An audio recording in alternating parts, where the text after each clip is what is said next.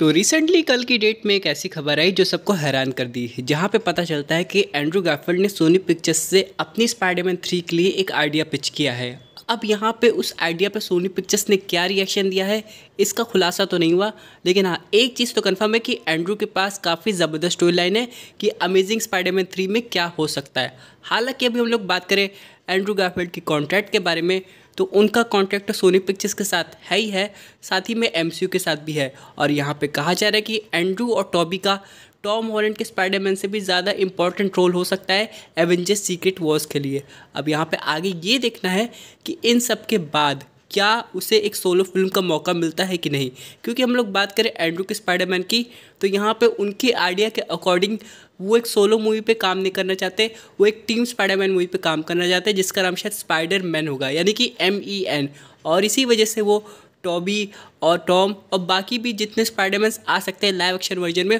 उन सबको इन्वॉल्व करना चाहते हैं, क्योंकि जब से मल्टीवर्स का कॉन्सेप्ट ऑडियंस के माइंड में आया है तब से यहाँ पे शायद सोलो फिल्म उतने अच्छे से वर्क ना कर पाए जितनी कि टीम मूवी वर्क करेगी। तो यहाँ पे एंड्रू भी समझ गए हैं कि अगर स्पाइडरमैन 3 को आगे बढ़ाना है तो उनकी मूवी में भी बाकी स्पाइडरमैन्स को इन्वॉल्व करना पड़ेगा, तब जाके उनकी मूवी हिट हो सकती है और इसमें दोनों स्टूडियो का फ़ायदा होगा। लेकिन सवाल ये आता है कि अगर यहाँ पे इन्होंने ये आइडिया पिच कर दिया है और फिलहाल सोनी पिक्चर्स जो कि अभी यहाँ पे वर्क कर रहा है टॉम हॉलैंड की स्पाइडरमैन 4 के ऊपर, जिसकी फिल्मिंग नेक्स्ट ईयर शुरू हो जाएगी, क्या इसके बाद वो इस आइडिया को कंसीडर करेगा कि नहीं। और चलिए एक बार के लिए मान लेते हैं कि सोनी पिक्चर्स को आइडिया बेहद पसंद आया, लेकिन इस पर वर्क कब करेगा, क्या सीक्रेट वॉर से पहले या फिर उसके बाद। ये अपडेट इसलिए भी प्रॉमिसिंग लग रही है क्योंकि एमा स्टोन ग्वेन स्टेसी के रूप में वापस आने वाली है स्पाइडरमैन 4 में। अब यहाँ पे सवाल ये आता है कि क्या वो नॉर्मल ग्वेन स्टेसी का वेरिएंट होंगी विदाउट स्पाइडरमैन पावर्स, या फिर उनके पास स्पाइडरमैन वाली पावर्स होगी जैसे कि हम लोग स्पाइडरवर्स मूवी में देखे हैं। लेकिन इस पे सबसे बड़ा चैलेंज सोनी पिक्चर्स के लिए ये होगा कि वो कैसे अपने बेंचमार्क को ब्रेक करता है।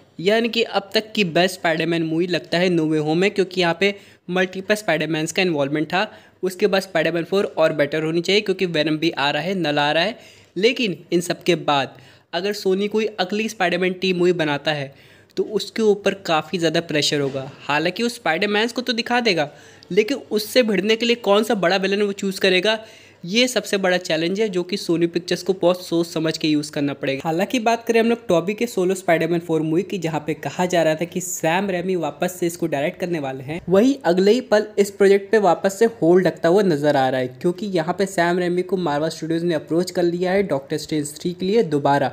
तो इसका मतलब ये है कि अगर वो मार्वल स्टूडियोज़ के साथ काम कर रहे हैं तो साइमल्टेनियसली वो स्पाइडरमैन 4 पे वर्क नहीं कर सकते। यानी कि अभी हम लोग बात करें तो सोनी का पूरा फोकस है टॉम हॉलैंड वाली स्पाइडरमैन 4 पे। उसके बाद जो भी सोनी के बैकअप प्लान होंगे उन्हें वो बाद में यूज़ करना चाहेगा, और वो तभी यूज़ करेगा जब उसे लगेगा हाँ इनमें उसका फ़ायदा है।